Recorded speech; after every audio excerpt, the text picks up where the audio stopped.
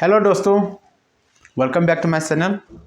तो आज एक नया कंटेंट लेके आए हैं।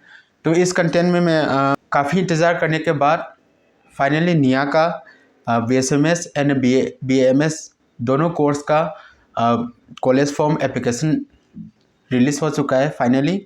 तो इसमें क्या क्या कवर करने वाला है, तो इस फॉर्म को कहाँ कौन सी वेबसाइट पे और कहाँ से मिलेगा, ये सब कवर करेगा। और इस फॉर्म में क्या क्या डॉक्यूमेंट डालना पड़ेगा और कौन कौन सी स्टेट एलिजिबिलिटी है, क्या क्या एलिजिबिलिटी क्राइटेरिया है और कौन कौन सी स्टेट का कितना सीट रखा है, और ये सब इस वीडियो में कवर करने वाला है। और इस फॉर्म को सबमिट करने के लिए कितना पैसा देना पड़ेगा, ये सब इस वीडियो में कवर करने वाला है। तो जिन बच्चों मेरा प्रीवियस ब्लॉग में जो पूछता है कि निया के एप्लीकेशन फॉर्म कब जारी होने वाला है और इसमें क्या क्या डालने वाला है, ये सारे डाउट इस वीडियो में क्लियर कर दूंगा। तो इस वीडियो को आप लोग लास्ट तक देखिए, और जो भी डाउट वगैरह है मेरा IG मेरा स्क्रीन पे दिखा होगा, उस पर आप लोग पूछ सकते हैं या फिर कमेंट कर सकते हैं। तो चलिए देखते हैं इस फॉर्म को कहाँ कैसा अप्लाई करना है, कहाँ से डाउनलोड करना है, ये मैं स्क्रीन में दिखा दूंगा। चलो देखते हैं। क्रोम पे जाएंगे, क्रोम पे जाके सीधा टाइप करना है निया।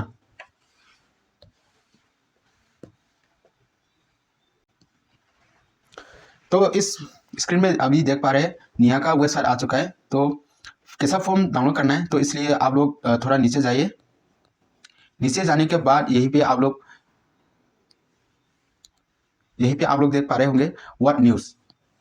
आप लोग न्यूज़ पे देखिए, इस पे एक नोटिफिकेशन जैसे कि नोटिस आएगा, उस नोटिस पे आप लोग क्लिक करना है। आप लोग अभी देख पा रहे हैं स्क्रीन पे व्हाट न्यूज़ पे क्या क्या दिया है। इसमें प्रोस्पेक्टस है और एप्लीकेशन फॉर्मेट भी है। तो पहला प्रोस्पेक्टस को डाउनलोड करते हैं, जैसे कि निया क्या है और निया कहाँ पे रहता है। जो पहली बार इस वीडियो को देख रहे हैं तो निया क्या है और निया कहाँ पे रहता है, निया कौन सा जैसे कि हॉस्पिटल यानी इंस्टीट्यूट है, ये सब वगैरह देखते हैं। तो निया क्या है, निया का लॉन्ग फॉर्म है north eastern institute of Ayurveda and homeopathy. यानी कि ये एक नॉर्थ यानी कि मोगडंग शिलोंग मेघालय पे रहता है। ये कौन सा इंस्टीट्यूट है कि आयुर्वेदा एंड होम्योपैथी यानी कि BAMS एंड BSMS दोनों का हॉस्पिटल है। और इस हॉस्पिटल में क्या एफिलेटेड है, यानी कि BAMS एंड BSMS दोनों कोर्स का इस हॉस्पिटल पे कॉलेज है, आप इसमें पढ़ सकते हैं। तो ये निया कौन सी यूनिवर्सिटी पे एफिलेटेड है, कौन सी यूनिवर्सिटी के नीचे पे रहता है, यानी कि नेहरू नॉर्थ ईस्टर्न हिल यूनिवर्सिटी के शिलोंग में जो यूनिवर्सिटी है वहीं पे एफिलेटेड है। 5 का यानी कि निया में अभी तक कितने बैच हुआ है, तो इसमें देखते हैं। निया में अभी तक जैसे कि 8 बैच हुआ है। जैसे कि मैं अभी भी फर्स्ट ईयर में पढ़ रहा है, मैं 8 बैच हूँ, और अभी जो फॉर्म निकला है वो 9 बैच है। जैसे कि ये मैं पहले से एक बात बताना चाहता हूँ कि ये नोटिफिकेशन एप्लीकेशन इस कंटेंट को सिर्फ नॉर्थ ईस्ट वालों के लिए है, यानी कि north eastern state seat only. जैसे कि अभी आयुष का ऑल इंडिया काउंसलिंग चल रहा है, तो ऑल इंडिया वालों के लिए नहीं है ये। तो इसमें क्या क्या सीट है अभी देखते हैं। तो इस इंस्टीट्यूट में कितना सीट लेता है, BAMS एंड BSMS दोनों कोर्स में कितना कितना सीट लेते हैं। तो टोटल BAMS एंड BSMS में 63 सीट है, दोनों कोर्स में 63 कैंडिडेट के सीट है।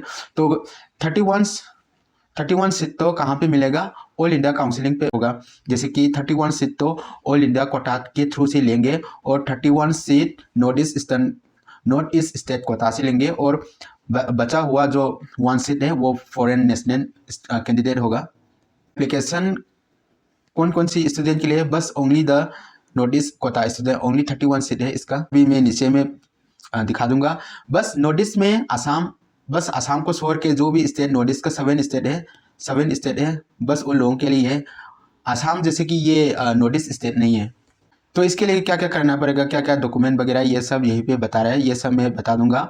और ये कौन सी एड्रेस पे और पेमेंट कैसे करना है, और कौन सी एड्रेस पे, ये सब ऑफलाइन करना है, ऑनलाइन नहीं। ये सारे फॉर्म ऑफलाइन पे आप लोग स्पीड पोस्ट या फिर जैसे कि फिजिकली इंस्टीट्यूट पे आके आप लोग जमा कर सकते हैं। तो कौन सी एड्रेस पे होगा, the director north eastern institute of Ayurveda homeopathy निया माउडांगडियांग शिलोंग मेघालय, इस पिन कोड पे आप लोग सेंड करना है। और कौन सी डेट, उसका लास्ट डेट अभी दिखा रहे हैं 15 अक्टूबर 2024। इसके पहले आप लोगों को जमा करना है, इसके बाद नहीं। लास्ट डेट कितना होगा? 15 अक्टूबर 2024। तो इसमें आप लोग दिखा रहे हैं। तो फॉर्म कैसा होगा? ऑफलाइन होगा, speed post and drop box, यानी कि इंस्टीट्यूट के बाहर एक बॉक्स रखा होगा, वहीं पे आप लोग डाल सकते हैं, या फिर स्पीड पोस्ट में आप लोग सेंड कर सकते हैं। तो एक नोट आप लोग एक नोट करके रखिए, यानी कि आप जो भी बच्चा, जैसे कि एक 2 कोर्स है इस निया में, 2 कोर्स है BAMS एंड BSMS, 2 बेस में आप लोग दोनों बेस में अप्लाई करना चाहते हैं तो दोनों के लिए आप लोग अलग अलग फॉर्म सबमिट करना पड़ेगा। Separate form are to be fill submitted both. दोनों कोर्स को आप लोग अप्लाई करना चाहते हैं तो दोनों कोर्स को आप लोग अलग अलग फॉर्म जमा करना है, और ड्राफ्ट भी अलग अलग करना है। जैसे कि एक एनवेलप में आप लोग एक फॉर्म में BAMS BSMS चूज करके आप लोग सबमिट नहीं कर सकता है। दोनों कोर्स को आप अलग अलग एनवेलप में डाल के जमा करना है। अगर आपको BAMS और BSMS से सिर्फ एक कोर्स को चूज करना है तो सिर्फ एक से हो जाएगा। अगर दोनों कोर्स को चूज करना है तो अलग अलग फॉर्म से जमा करना पड़ेगा। तो इसका लास्ट डेट 15 अक्टूबर है। काउंसिलिंग ऑल इंडिया काउंसिलिंग के लिए तो ऑल इंडिया कोटा वालों के लिए तो अभी फर्स्ट काउंसिलिंग खत्म हो चुका है, अभी सेकेंड काउंसिलिंग भी आ रहा है। और नोटिस वालों के लिए ये डेट ऑफ काउंसिलिंग अभी तक नोटिफाइड नहीं हुआ है, ये भी 1 हफ्ते के बाद निकल ही जाएगा। और डेट ऑफ एडमिशन कब करना है ये भी अभी तक नहीं दिया है। BAMS BSMS इन दोनों का क्लास कब से शुरू होगा ये भी अभी तक कोई कंफर्म नहीं है, तो बाद में ये भी नोटिस आ जाएगा। तो इसमें आप लोग देख पा रहे हैं एप्लीकेशन फी कितना कितना जमा करना है। डिमांड ड्राफ्ट, जैसे कि डिमांड ड्राफ्ट क्या है? डिमांड ड्राफ्ट ये है कि आप लोग जैसे कि आप लोग एक बैंक में जाइए, SBI बैंक में जाइए, और बैंक में जाके आप लोग कितना है, पहले फी को दिखाता हूँ, फीस कितना है अभी दिखाता हूँ। जनरल एंड OBC के लिए 1000, और ST SC एंड PWD यानी कि डिसेबल वालों के लिए, ST schedule tribe and schedule caste and disability वालों के लिए आप लोग कितना देना पड़ेगा? 500, और जनरल OBC के लिए ओनली 1000। ये पैसा आप लोग बैंक में जाइए, बैंक में जाके आप लोग बैंक के जो काउंटर है उसमें बोलना पड़ेगा। ये पैसा हमको कौन सी इंस्टीट्यूट के नाम, के नाम, ये सब यहीं पे दिखा रहा है, किसके नाम पे करना है? Director north eastern institute of Ayurveda and homeopathy payable eight Shillong. इसी नाम पे आप लोग डिमांड ड्राफ्ट में कन्वर्ट करना है, यानी कि आप लोग केस ले जाइए और बैंक में जाके काउंटर में बोलना, केस काउंटर में बोलना है ये पैसा इसी जो लिखा हुआ नाम है उसी के नाम पे मुझे डिमांड ड्राफ्ट बनाना है, कन्वर्ट करना है, बनाना है। जो मैंने इस वीडियो के स्क्रीन पे अभी जो दिखा रहे हैं, जैसे कि मैंने एप्लीकेशन एडमिशन के टाइम पे दिया हुआ है, ये सैम्पल डेमो देखिए और ऐसा बनाना है। आई होप ये डाउट क्लियर हुआ। अगर ये डिमांड ड्राफ्ट कैसा बनाना है, कैसा करना है, अभी भी डाउट है तो मेरा IG, इंस्टाग्राम और ईमेल और कमेंट पे आप लोग पूछ सकते हैं। तो नोट में क्या क्या दिया है? एडमिशन खत्म होने के बाद जो भी एप्लीकेशन ऑफिस पे आएगा वो सब रिजेक्ट होगा। कोई, यानी कि आप लोग ने स्पीड एडमिशन लास्ट डेट के पहले तो आप लोग ने स्पीड पोस्ट में भेजा हुआ, लेकिन लेट एडमिशन लास्ट डेट के बाद डिलीवर हुआ तो ये सब वगैरह नहीं चलेगा, कोई एक्सेप्ट वगैरह नहीं होगा, सब कुछ रिजेक्ट हो जाएगा। और ये कौन सी थ्रू पे होगा? नीट के स्कोर के थ्रू पे। कोई बच्चा जैसे कि काउंसलिंग में सिलेक्शन हुआ, एडमिशन के टाइम पे क्या क्या डॉक्यूमेंट सबमिट करना पड़ेगा? जैसे कि अगर आप लोग काउंसलिंग पे आ रहे हैं, काउंसलिंग पे बस आप लोग के मेरिट बेसिस पे कौन सी स्टूडेंट कौन से सीट पे मिल रहा है, कौन से कोर्स पे मिल रहा है, ये सब करने के बाद आप लोग मेडिकल चेकअप होगा। मेडिकल चेकअप होने के बाद आप लोग अगर ये सब में क्लियर हुआ, कोई रिजेक्शन वगैरह नहीं हुआ, अगर आपको एडमिशन करना है, एडमिशन फी भी करना है और जो भी डॉक्यूमेंट ये सब सबमिट करना पड़ेगा, जैसे उसी टाइम पे ये सारे डॉक्यूमेंट आप ले जाइए। काउंसलिंग के टाइम पे आप लोग जो भी बच्चा लेके आने का कोई ज़रूरत नहीं है। अगर आप लोग के पास जैसे कि हाईएस्ट नीट स्कोर मार्क है, जैसे कि काउंसलिंग मेरिट लिस्ट में आप लोग जैसे कि टॉप 1 to 3 के अंदर में है तो आप जरूर सेलेक्ट करने का हाई चांसेस है। तब तो आप लोग ये डॉक्यूमेंट सब रेडी करके ले आ सकते हैं। अगर मान लो आपके जैसे कि काउंसलिंग के मेरिट लिस्ट में ज़्यादा कम मार्क मिल रहे हैं, कम नीचे सीरियल नंबर पे है, तो ये सब अभी लेके आने का इंतज़ाम करने का कोई ज़रूरत नहीं है। तो एडमिशन के टाइम पे क्या क्या बॉन्ड, जैसे कि बॉन्ड क्या है? बॉन्ड एफिडेविट क्या है कि इसमें नीचे पे एक फॉर्मेट दिखाऊंगा, इसको आप लोग एक वकील लॉयर के पास जाके एफिडेविट बनाना है। तो क्या क्या एफिडेविट बनाना पड़ेगा? 10 रुपीज़। जैसे कि मैं ये मेरे एडमिशन के टाइम पे हुआ था, जो स्क्रीन पे मैंने अभी दिखा रहे हैं ये मेरा है। ये इसी फॉर्मेट पे आप लोग करना है।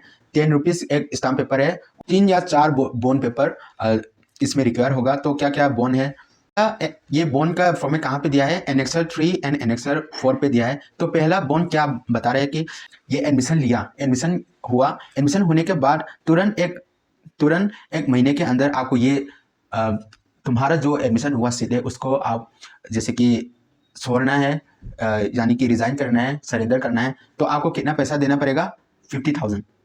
तभी तो तुम्हारा ओरिजिनल जो भी सर्टिफिकेट वगैरह है वो लोग जैसे कि इंस्टीट्यूट आपको देंगे। नहीं तो आपको जो भी एडमिशन के टाइम पे जो भी डॉक्यूमेंट वगैरह सबमिट हुआ है वो सब नहीं देगा, आपका सीट भी सरेंडर नहीं होगा।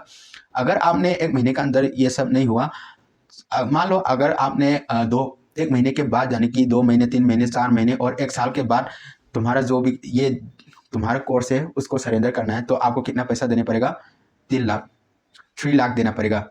इस बॉन्ड पे लिखा है। तो ये बॉन्ड देके आप लोग आपका जो भी सीट वगैरह है वो सरेंडर हो सकता है। सेकेंड बॉन्ड में क्या है, जैसे कि एंटी रैगिंग। निया का क्या खास बात है, निया में जैसे कि निया में यहाँ पे कोई रैगिंग सिस्टम नहीं है। हाँ, मान लो रैगिंग सिस्टम तो नहीं, लेकिन टीचर सीनियर जूनियर स्टूडेंट ये सब एक डिसिप्लिन के बॉन्ड पे बांध करके रखा है। तो यहाँ कॉलेज पे तो कोई रैगिंग वगैरह नहीं है, लेकिन सीनियर एंड जूनियर के बीच में एकदम रेस्पेक्ट एक डिसिप्लिन में चलता रहता है। तो जैसे कि आपको कोई रैगिंग वगैरह हुआ है ये सब वगैरह के लिए आपको ये भी एक एफिडेविट देना पड़ेगा, बॉन्ड देना पड़ेगा। और यहाँ पे क्या नंबर 9 पे क्या लिखा है, जो भी बच्चा है जो भी डॉक्यूमेंट सबमिट करना है वो सब ओरिजिनल सबमिट करना है। और ये कब रिटर्न करेगा, जो भी ओरिजिनल सर्टिफिकेट आपने एडमिशन के टाइम पे दिया हुआ है ये सब कब रिटर्न करेगा, ये आपने ये कोर्स है, ये कोर्स खत्म होने के बाद ये रिटर्न करेगा। और इस पे क्या लिखा है कि एप्लीकेशन जो आपने एप्लीकेशन अप्लाई करने के लिए डिमांड ड्राफ्ट के फॉर्म पे एक एप्लीकेशन फ़ी दिया है वो नॉन रिफंडेबल है, कोई रिफंड नहीं होगा। तो अब देखते हैं course and distribution of seat के बारे में आ रहे हैं। तो ये दोनों कोर्स कितने साल के होगा, ड्यूरेशन कितना होगा, 5.5 ईयर्स, यानी कि 4.5 ईयर्स तो आप लोग पढ़ना है और 1 ईयर तो आप लोग इंटर्न करना है। इंटर्न में कितना होगा, 1 ईयर, और कॉलेज पे कितना साल तक पढ़ेगा, 4.5 ईयर्स तो पढ़ना पड़ेगा। तो कौन कौन सी स्टेट इस कोर्स के लिए अप्लाई कर सकता है, एप्लीकेशन के लिए क्या क्या अप्लाई कर सकता है। तो पहला है अरुणाचल। आप लोग ध्यान से देखिए, अरुणाचल, मणिपुर। अरुणाचल में कितना सीट है, बीएमएस के लिए, आयुर्वेदा के लिए कितना सीट है, 4 सीट, होम्यो के लिए 4 सीट, फिर आते हैं मणिपुर के लिए 4 सीट, होम्यो के लिए 4 सीट। फिर मेघालय, जैसे कि इस स्टेट के लिए शिलोंग, इस स्टेट के लिए कितना सीट है, इसके लिए 9 सीट, आयुर्वेदा में 9 सीट, होम्यो में कितना 9 सीट। और मिजोरम स्टेट के लिए कितना आयुर्वेदा सीट है, 3 है, और होम्यो में 3 सीट है। नागालैंड में कितना सीट है, 4। और सिक्किम का लिए कितना सीट है, ये भी 4 है। और त्रिपुरा के लिए कितना सीट है, 3। और फॉरेन के लिए फॉरेन नेशनल, जैसे कि मान लो श्रीलंका, नेपाल, बांग्लादेश, इन सभी बच्चों के लिए जो अप्लाई करना चाहते हैं उनके लिए कितना सीट वैकेंट है, तो 1 सीट होगा। तो दोनों कोर्स में कितना होगा, 63 सीट होगा। 31 कहाँ से लेगा, ऑल इंडिया कोटा से लेगा। और 31 कहाँ से लेगा, नॉर्थ ईस्ट कोटा से लेगा। और जो भी 1 सीट है तो कहाँ से लेगा, ये नेशनल फॉरेन कैंडिडेट होगा। तो कितना सीट है, कौन कौन सी स्टेट अप्लाई कर सकता है, ये सब अभी दिखा रहे हैं। तो आई होप आप लोग डाउट क्लियर होगा। तो अब देखते हैं बीएमएस कोर्स में क्या क्या है। पहला आपको एडमिशन फ़ी है, एडमिशन फ़ी कितना है, 3300। कोजन मनी ये सब वगैरह है, ये सब आप लोग देख पा रहे हैं, आप लोग खुद ही देखिए, आप लोग देख पा रहे हैं। ये सब होने के बाद आपको कितना देना है, फर्स्ट ईयर्स पे आप लोग कितना, first years, second year, third year है। उसके बाद आयुर्वेदा में कौन कौन सी ईयर होगा, जैसे कि ईयर वाइज होगा, first year, second year, third year होगा। और फर्स्ट ईयर में कितना मन है, तो 18 मन है। सेकेंड ईयर में भी 18 मन है, थर्ड ईयर में भी 18 मन है। थर्ड ईयर तक होगा, थर्ड ईयर होने के बाद आपको इंटर्न करना है। तो फर्स्ट ईयर में कितना पेमेंट करना है, आपको 50,810 करना है। सेकेंड ईयर में आपको, सेकेंड प्रोफेशनल में आपको कितना करना है, 33,550 पेमेंट करना है। और थर्ड प्रोफेशनल पे आपको कितना पेमेंट करना है, 33,550 करना है। तो टोटल इस कोर्स को खत्म करने में आपको कितना पेमेंट करना है, 1,17,910 पेमेंट करना है। चलो अब देखते हैं BSMS यानी प्रोफेशनल वॉइस करता है और कितना पेमेंट करना है इनका भी आप लोग कौन कौन सी कैटेगरी पे डिटेल्स वगैरह ये सब आप लोग देखिए। तो BSMS के लिए first professional, second professional, third professional और फोर्थ प्रोफेशनल 4 तक रहेगा। तो फर्स्ट में कितना महीना रहेगा तो 18 मंथ होगा, सेकंड में 1 ईयर, थर्ड में 1 ईयर और फोर्थ में 1 ईयर। फर्स्ट प्रोफेशनल में आपको 1.5 ईयर तक पढ़ना है और सेकेंड में 1 ईयर, थर्ड में 1 ईयर और फोर्थ में 1 ईयर। तो फर्स्ट प्रोफेशनल में आपको कितना पेमेंट करना है 50,810 और सेकेंड प्रोफेशनल पे आपको कितना पेमेंट करना है 22,550 और थर्ड प्रोफेशनल में सेम है 22,550 और फोर्थ प्रोफेशनल पे आपको कितना पेमेंट करना है 20,000 करना है। उसके बाद फोर्थ प्रोफेशनल के बाद आपको एग्जाम देके क्या करना है, इंटर्न करना है। तो इस BSMS कोर्स को, होल कोर्स को कितना पेमेंट, कितना अमाउंट में खत्म करना है, आपको कितना पेमेंट करना है तो 1,17,900 ये पेमेंट करना है। तो निया पे हॉस्टल का भी फैसिलिटी है, जैसे कि बॉयज़ के लिए सिर्फ एक हॉस्टल है निया बॉयज़ हॉस्टल और गर्ल्स के लिए 2 है। एक तो SR है, senior resident hostel girls hostel और दूसरा है गर्ल्स हॉस्टल है। दोनों का 3 हॉस्टल है, एक तो बॉयज़ का है, एक तो ये वाला बॉयज़ का है और ये दोनों गर्ल्स का है। तो अभी जैसे कि मान लो फ्रेशर वालों का तो अभी हॉस्टल वैकेंट कोई सीट नहीं है, आप लोग भी मिलेगा लेकिन तुरंत आप लोग फ्रेशर में नहीं मिलेगा। जैसे कि अगर से आप लोग ने हॉस्टल अप्लाई तो किया लेकिन सीट खाली नहीं तो आप लोग नहीं मिलेगा। जैसे कि सीनियर वालों को आप प्रायोरिटी देना पड़ेगा, प्रायोरिटी देंगे उसके बाद आप लोगों को सीट मिलेगा। तो मेरे हिसाब से मैं भी एक फ्रेशर हूँ, मेरा टाइम पे मैं भी नहीं मिला था, तो इसलिए मैं भी बाहर पे PG पे प्राइवेट हॉस्टल पे रहता था। उसके बाद 6 महीने के बाद आफ्टर 6 मंथ मुझे भी हॉस्टल पे मिला नोटिस कोटा के थ्रू। हॉस्टल का भी 2 अलग अलग होता है, एक ऑल इंडिया कोटा के थ्रू पे लेता है और एक नॉर्थ ईस्ट स्टेट कोटा में लेता है, 50-50 पार्सल लेता है।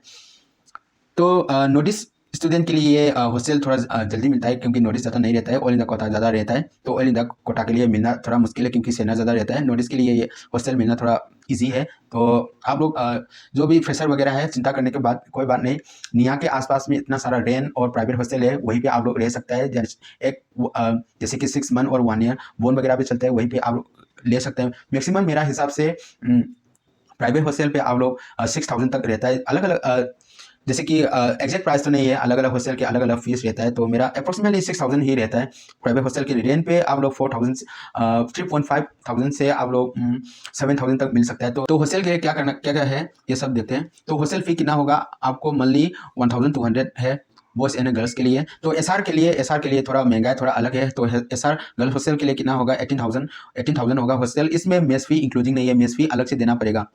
और इस पर क्या है आपको सिक्योरिटी 10,000 पे करना है। जब हॉस्टल के लिए जो स्टूडेंट सीट मिला है उसको 10,000 डिपॉजिट फी पेमेंट करना पड़ता है। जब आप हॉस्टल को सरेंडर करेंगे, छोड़ जाएंगे, उसी टाइम पे ये 10,000 आपको इंस्टीट्यूट वालों ने रिफंड करेगा। तो पहला boys hostel and girls hostel के लिए कितना पेमेंट करेगा तो 14,000 होगा, 14,400 ये एक साल का हॉस्टल फी है। और SR के लिए कितना पेमेंट करेगा 1 ईयर के लिए 20,600 पेमेंट करना पड़ेगा। SR थोड़ा महंगा है और इसमें मेस फी नहीं डाला है, मेस फी आप लोग अलग से देना पड़ेगा। और ये सिक्योरिटी डिपॉजिट है, ये भी अलग से देना पड़ेगा 10,000। तो आप लोगों ने एप्लीकेशन तो सबमिट किया है लेकिन मेरी लिस्ट के टाइम पे आप लोग का नाम नहीं है, किसी का नाम नहीं है, तो क्या कारण से नाम रिजेक्शन हो सकता है। तो आप लोगों ने एप्लीकेशन लास्ट डेट के बाद दिया है तो आपका एप्लीकेशन रिजेक्ट हो पाएगा। और जो भी एप्लीकेशन फॉर्मेट दिया है आपने गलत तरीका से प्रेस्क्राइब किया है, लिखा है, तो ये भी रिजेक्ट होगा। अगर आपने पेमेंट डिमांड ड्राफ्ट के फॉर्मेट पर नहीं है तो ये भी आपको रिजेक्शन होगा। और एप्लीकेशन दिया है तो एप्लीकेशन में क्या क्या डॉक्यूमेंट प्रिंट करके फोटो कॉपी करके आपको इंक्लोज करना है। अगर आप लोगों ने फोटो कॉपी इंक्लोज नहीं किया है तो आपका एप्लीकेशन भी रिजेक्ट हो जाएगा। और जो भी फॉर्मेट दिया है आप लोगों ने कंप्लीट फिलअप नहीं किया तो उसका भी आप रिजेक्शन हो सकता है। अगर आपका PRC आपने जैसे कि गलत तरीका से डाला, जैसे कि सही तरीका आपका तहसीलदार या DC ऑफिस से आप लोग नहीं लेके नहीं डाला है तो आपका एप्लीकेशन PRC भी एक्सेप्ट नहीं करेगा, उसके कारण आपका एप्लीकेशन भी रिजेक्ट हो सकता है। और नंबर 7 में क्या दिया है कि आप जैसे कि कैटेगरी कास्ट सर्टिफिकेट लाना पड़ेगा। ये कास्ट सर्टिफिकेट कितना वैलिडिटी कितना तक होगा, आप नॉट मोर देन, जैसे कि 6 महीने से पुराना नहीं। अगर आपने 6 महीने से पुराना वाला डाला होता तो आपका एप्लीकेशन रिजेक्ट हो सकता है। रिजेक्ट हो सकता है। और इस एडमिशन में मेरे टाइम पे भी ऐसा हुआ था, जैसे कि मैंने कास्ट सर्टिफिकेट दिया है, तो कास्ट सर्टिफिकेट तो दिया, कास्ट सर्टिफिकेट पे मेरा ओबीसी था, ओबीसी मैंने डीसी कम्प्लेक्स से जाके ओबीसी का ऑनलाइन से एक हमारा दिया था सर्टिफिकेट, वही दिया था, लेकिन उन लोगों ने एक्सेप्ट नहीं किया। उन लोगों को कौन सी वाला फॉर्मेट पे चाहिए, बस OBC non creamy layer certificate from the competent, non OBC non creamy layer वाला चाहिए। तो इसके लिए क्या करना पड़ेगा, इसका कोई फॉर्मेट नहीं है। कई जैसे कि कई ऑफिस पे, तहसीलदार ऑफिस पे ये नॉन क्रीमी लेयर मिल सकता है, लेकिन मेरा टाइम पे ये ढूंढना बहुत मुश्किल हुआ था, इसलिए मैंने एक फॉर्मेट यूज़ किया था। उन लोगों ने इंस्टीट्यूट ने एक्सेप्ट किया था। और ये फॉर्मेट मैंने स्क्रीन पे अभी दिखा रहा है, इसी फॉर्मेट पे आप लोग प्रिंट करके इस पे फिर से डीसी या फिर एसडीसी या फिर तहसीलदार का सिग्नेचर करके, और जो भी आपने कास्ट सर्टिफिकेट लिया है इसको इंक्लोज करके आप लेके आना है, क्योंकि बाद में आपका एडमिशन के टाइम पे डॉक्यूमेंट वगैरह चेक करने में थोड़ा दिक्कत होगा। अगर आपका एस वगैरह थोड़ा गलत हुआ तो आपका भी रिजेक्ट हो सकता है। तो इस पे क्या फोटो भी लेटेस्ट होना चाहिए, और डिक्लेरेशन पे एक साइन, एप्लीकेशन पे एक डिक्लेरेशन होगा, उसके नीचे पे आपको साइन करना है। बिना सिग्नेचर के आपका एप्लीकेशन भी रिजेक्ट हो सकता है। तो अब हॉस्टल के आते हैं, हॉस्टल पे कितना सीट है। तो बॉयज हॉस्टल एक है, इस पे कितना सीट है, 104 स्टूडेंट का सीट है। और गर्ल्स हॉस्टल है, गर्ल्स हॉस्टल में भी सेम है, 104 सीट है। और एसआर हॉस्टल है, एसआर हॉस्टल पे कितना सीट है, 100 सीट है। भी देख पा रहे हैं, तो नीचे पे जो भी दिखा रहे हैं ये सब ये पीआरसी फॉर्मेट है, और ये कास्ट सर्टिफिकेट फॉर्मेट है, और ये बोन है। बोन जो मैंने स्क्रीन पे अभी दिखाई, इसी फॉर्मेट पे आप लोग को जो भी स्टाम्प पेपर है, नॉन जुडिशियल 10 रुपये वाला स्टाम्प पेपर में वहीं पे प्रिंट करके ये सब साइन करके लेके आना पड़ेगा इसी फॉर्मेट पे।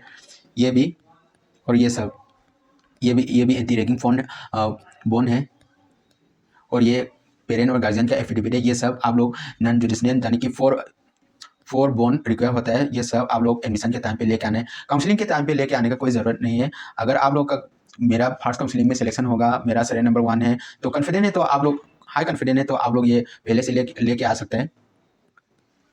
तो अब देखते हैं फॉर्म पे जाके क्या क्या होता है, ये सब देखते हैं। ये वाला आप लोगों को छोड़ना है, ये सब ऑफिस वाला करेगा। तो फॉर्म पे यहीं पे क्या क्या करना है, मैं थोड़ा जल्दी बोलूँगा। यहीं पे क्या क्या करना है, आप लोगों को एक पासपोर्ट फोटो रखना है, उस पर आप लोगों को साइन करना है। उसके बाद यहीं पे मैंने पहले भी बोला था, आप लोगों को दोनों कोर्स करना है, तो एक जैसे कि आप लोगों को दोनों कोर्स में अप्लाई करना है, तो दो एप्लीकेशन प्रिंट करो, उसमें कौन कौन सी कोर्स आपको पसंद है ये अलग अलग से टिक करो। या फिर आपको एक ही कोर्स करना है, तो बस एक ही BAMS या फिर BSMS टिक करके रखना है, वो भी बॉक्स के अंदर, बॉक्स के बाहर नहीं, बॉक्स के अंदर रखना है।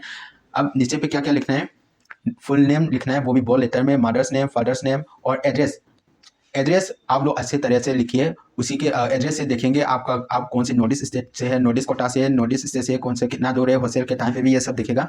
और पिन नंबर अच्छे से डालिए, ईमेल पे एकदम अच्छे से डालिए। ये ईमेल कहाँ तक यूज़ करेगा, आपके फाइनल ईयर तक, ये होल कोर्स तक यूज़ करेगा, इसलिए अभी से थोड़ा ध्यान संभल के जो भी करेक्ट ईमेल आप लोग जैसे कि फ्यूचर तक जो भी यूज़ करना है वही डालिए। मोबाइल नंबर भी आप अच्छे तरीके से डालिए, परमानेंट होम एड्रेस डालिए, डेट ऑफ बर्थ आप लोग अच्छे तरह से डालिए, और वर्ड पे डालना है एज की 31 दिसंबर 2024 तक कितना एज है, ये सब डालना पड़ेगा। और नेशनलिटी कौन सा है, नेम ऑफ द स्टेट डालना पड़ेगा, जेंडर और रिलीजन डालेंगे, कैटेगरी कौन सी कैटेगरी है, ये सब डालेगा। इस पे एक नोट इंपॉर्टेंट नोट लिखा है, मैंने जो फॉर्मेट दिखाया वही फॉर्मेट, और जो तहसीलदार ने प्रिंट कर कास्ट सर्टिफिकेट जो दिया है वही दोनों इंक्लोज करके आपको फिर से साइन तहसीलदार DC से साइन लेके आना है, ये सब इंक्लोज करना है।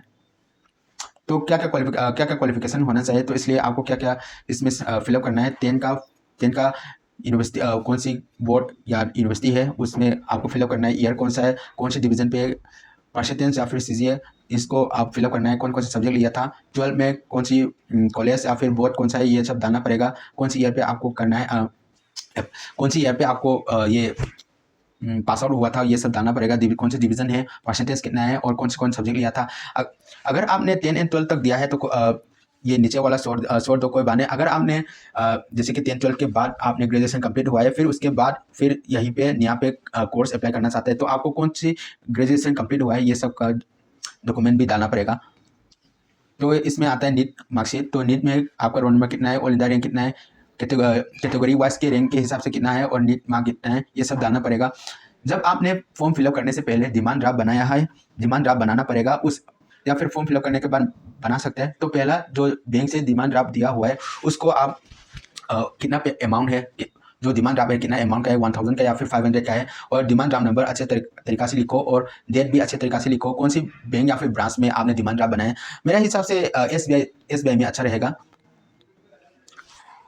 और इसमें क्या क्या एप्लीकेशन के फॉर्म के साथ क्या क्या फोटोकॉपी आपको जमा करना इंक्लोज करना है। तो नीट का मार्कशीट आपको जमा करना है, एमिका जमा करना है, 10, 12 एंड PRC जमा करना है, और कास्ट सर्टिफिकेट है, कौन सी कास्ट सर्टिफिकेट कौन सी कैटेगरी का है ये भी आपको इंक्लोज करना पड़ेगा। और डिमांड ड्राफ्ट तो सोना नहीं, डिमांड ड्राफ्ट ओरिजिनल पे है, जो भी मैंने ऊपर में बोला है ये सब फोटोकॉपी में सबमिट करना है। और जो भी फोटोकॉपी है उसके ऊपर पे आप लोग आपका खुद ही का अंदर साइन कोने या फिर जो भी नीचे वाला जगह मिलेगा वहीं पे आप लोग साइन कीजिए। और उसके साथ में अंदर रिलेवेंट डॉक्यूमेंट, जैसे कि आपने ग्रेजुएशन किया है तो ग्रेजुएशन का भी आप डाल सकते हैं। उसके बाद आपको क्या इंपॉर्टेंट साइन करना है, प्लेस कहाँ से आप कौन सी स्टेट से आप ये डॉक्यूमेंट एप्लीकेशन सेंड करें इसका डालिए आपका प्लेस, डेट, और सिग्नेचर कैपिटल लेटर पे आप नेम ऑफ द कैपिटल लिखा आपका नाम यह भी कैपिटल लेटर पे लिखिए और उसके ऊपर पे आपका सिग्नेचर चाहिए। बस यही है। तो निया पे अप्लाई करने के लिए क्या क्या डॉक्यूमेंट, क्या क्या रिक्वायरमेंट है, क्या क्या डॉक्यूमेंट है, क्या इस पे कितना सीट है, कौन सी स्टेट अप्लाई कर सकते हैं, ये सारे इंफॉर्मेशन वगैरह इस कंटेंट पे मैंने कवर किया है। तो आई होप आप लोग डाउट क्लियर होगा। अगर जो भी बच्चा हॉस्टल वगैरह नहीं मिलेगा, जगह कहाँ पे रहना है, हमारे कॉलेज के आसपास पे इतना सारा रेंट और PG पेइंग गेस्ट वगैरह प्राइवेट हॉस्टल वगैरह रहता है, वहीं पे आप लोग रह सकते हैं। इसका कोई फिक्र करने का कोई ज़रूरत नहीं है। अगर जो भी बच्चा इसके कारण डाउट वगैरह पूछना चाहते हैं कैसा अप्लाई करना है, कौन से एड्रेस पे भी मैंने इस कंटेंट में बोला है, तो स्क्रीन पे भी दिखाऊंगा इस एड्रेस पे करना है और क्या क्या रिक्वायरमेंट वगैरह है, और कौन सी पेमेंट कितना करना है, क्या क्या डॉक्यूमेंट डालना है, ये सब मैं डिस्क्रिप्शन में सब कुछ डालूंगा। आप लोग एकदम करेक्टली ध्यान से चेक कीजिए, उसके बाद अप्लाई कीजिए। तो आई होप ये वीडियो आप लोगों का डाउट क्लियर होगा। तो अब तो वीडियो यहीं पे मैं ख़त्म कर लेते हैं। तो चलिए आप लोग नेक्स्ट वीडियो के लिए वेट कीजिए। चलो बाय, थैंक यू।